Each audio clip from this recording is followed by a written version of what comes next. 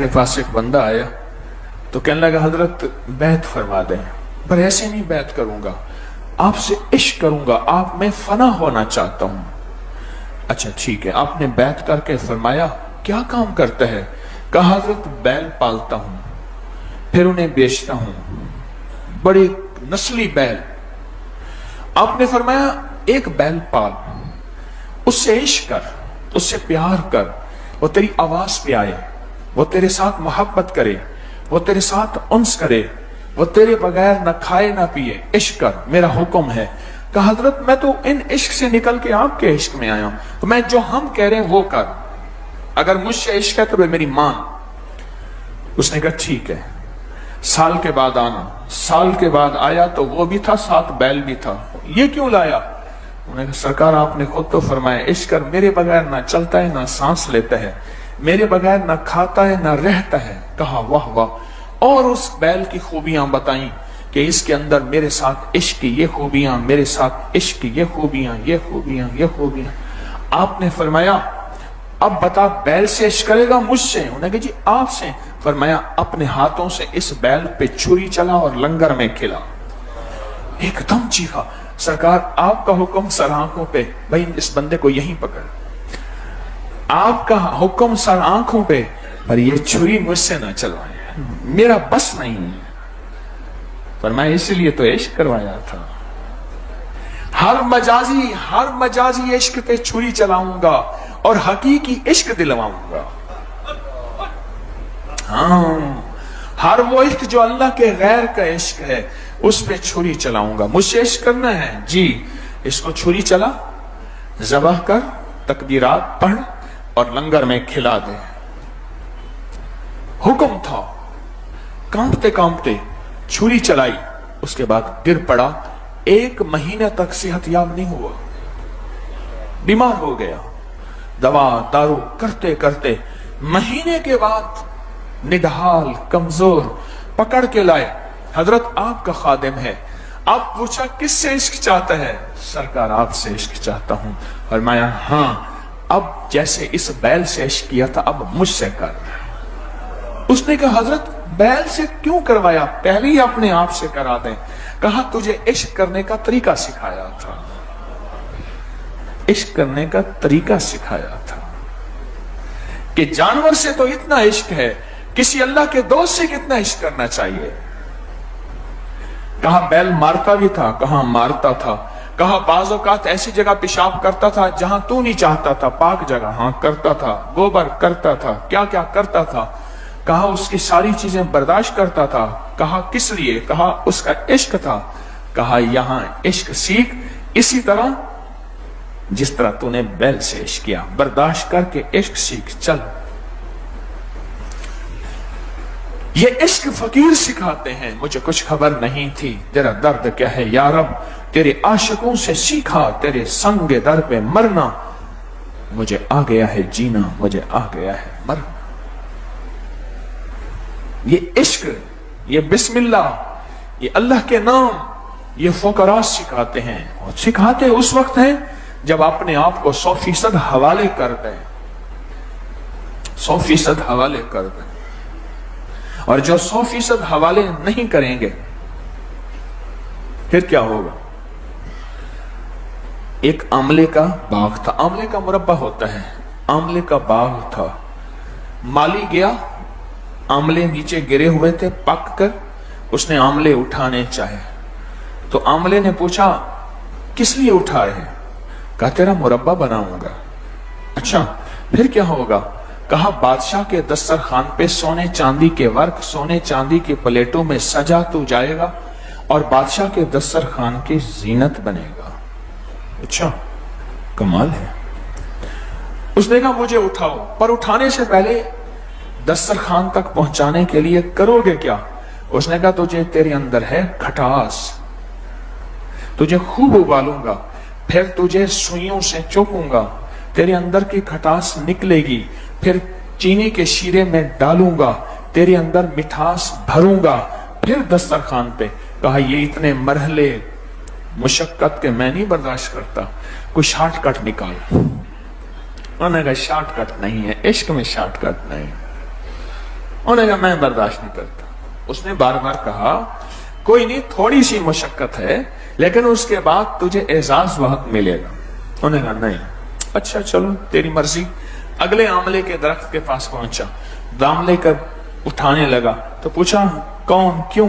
اس نے ساری کہانی سنائی، اس طرح تیرے پر مشقت تھوڑی سی اور اسی طرح ہوگا.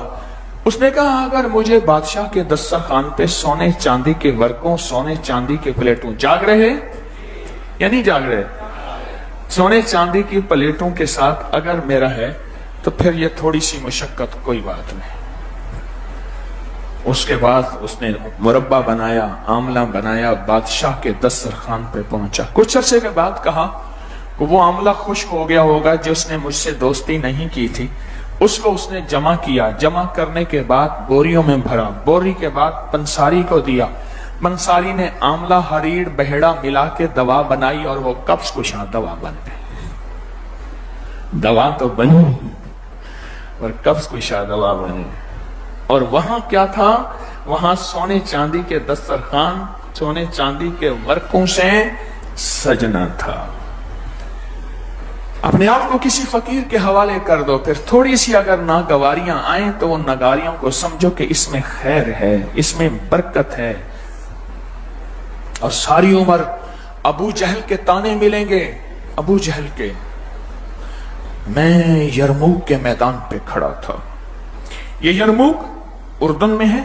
سامنے ایک چھوٹی سی تار تھی، اس نے کہا یہ اسرائیل ہے. سامنے، بالکل آمنے سامنے. اور مجھے ایک منظر میں ڈوب گیا. وہیں کھڑے کھڑے غزوہ یرموک، خالد بن ولید جن کو میرے حبیب کمبلی والے نے سیف اللہ کا لقب دیا کہ یہ اللہ کی تلواروں میں سے ایک تلوار ہے. ایک گھوڑ سوار آیا، دھول اڑتی ہوئی، تیز رفتار، کئی راتوں کا سفر کرتے، اور اس نے نامہ بر ایک خط دیا. خط کھولا تو خط میں لکھا ہوا تھا خالد بن ولید سپہ سالار نہیں آج کے بعد، وہ معزول ہے. آج کے بعد ابو عبیدہ بن جراح، ان کا مزار بھی وہیں گئے ہم. ابو عبیدہ بن جراح آج کے بعد آرمی چیف سپہ سالار ہیں. بس ایک دم نقشہ بدل گیا.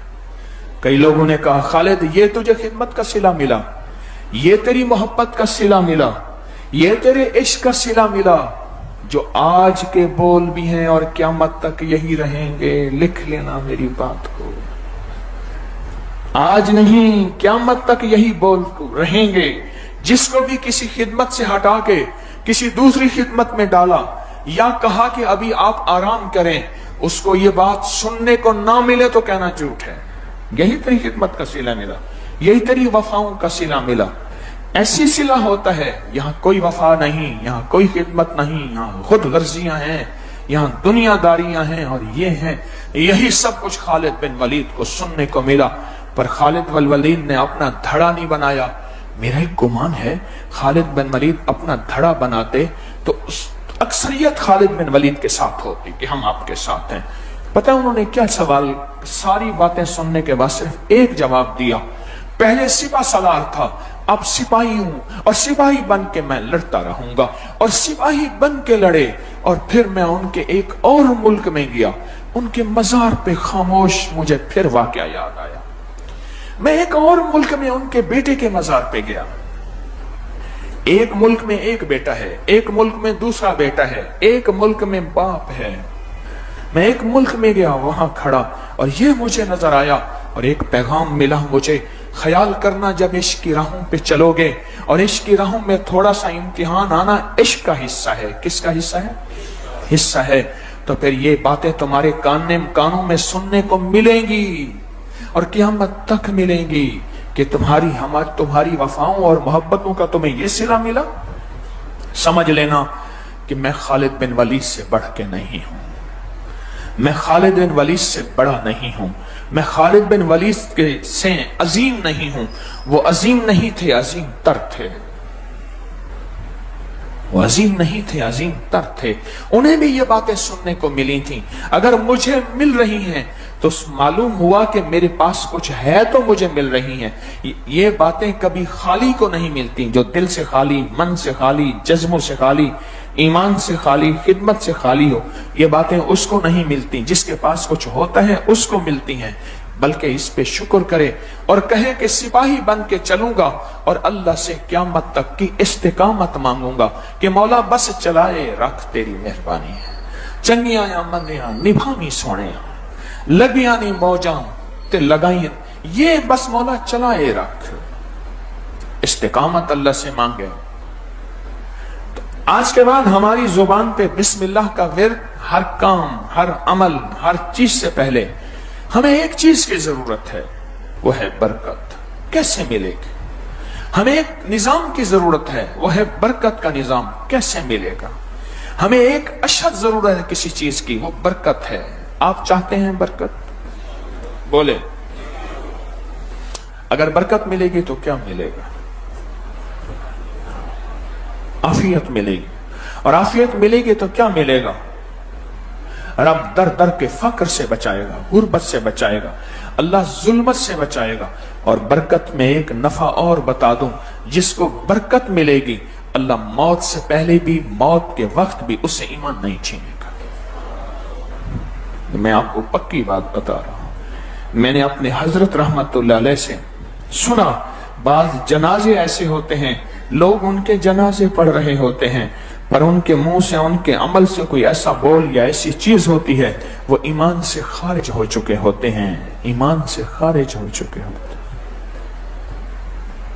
ایمان سے خارج ہو چکے ہوتے ہیں۔ عمر رضی اللہ تعالیٰ عنہ، حضرت علی کرم اللہ وجہہ، جس کا قرضہ ہوتا تھا اور وہ قرضہ دے سکتا تھا پر نہیں دیتا تھا، اس کے جنازے سے ہٹ جاتے تھے، فرماتے تھے کسی اور کو تو جنازہ پڑھا لے۔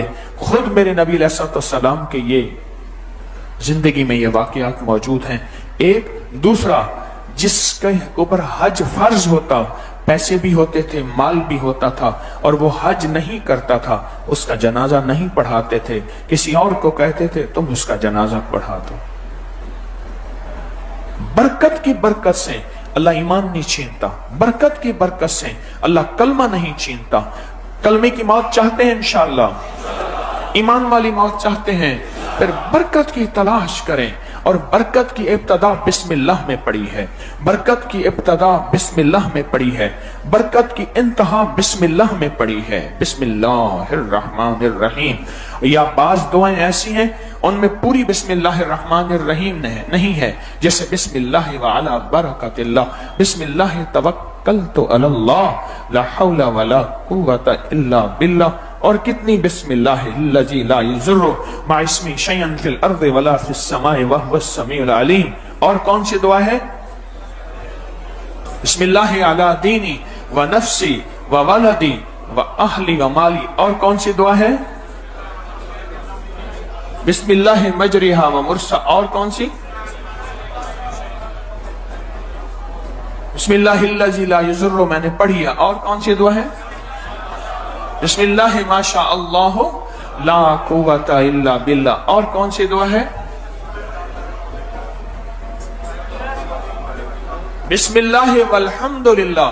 جو وضو کرنے سے پہلے یہ دعا پڑھے گا، مختصر سن لے اس کے فائدے، جو وضو کرنے سے پہلے، یعنی جب وضو کرے گا تو دل ہی میں یہ دعا پڑھ لے گا، بسم اللہ والحمدللہ۔ پڑھیں سارے، بسم اللہ والحمدللہ۔ جو یہ دعا پڑھے گا وضو سے پہلے، اللہ غیب کے خزانے سے جب تک باوضو رہے گا، فرشتے نیکیاں نیکیاں نیکیاں لکھتے لکھتے لکھتے لکھتے رہیں گے۔ اور کون سی دعا ہے بسم اللہ کے ساتھ؟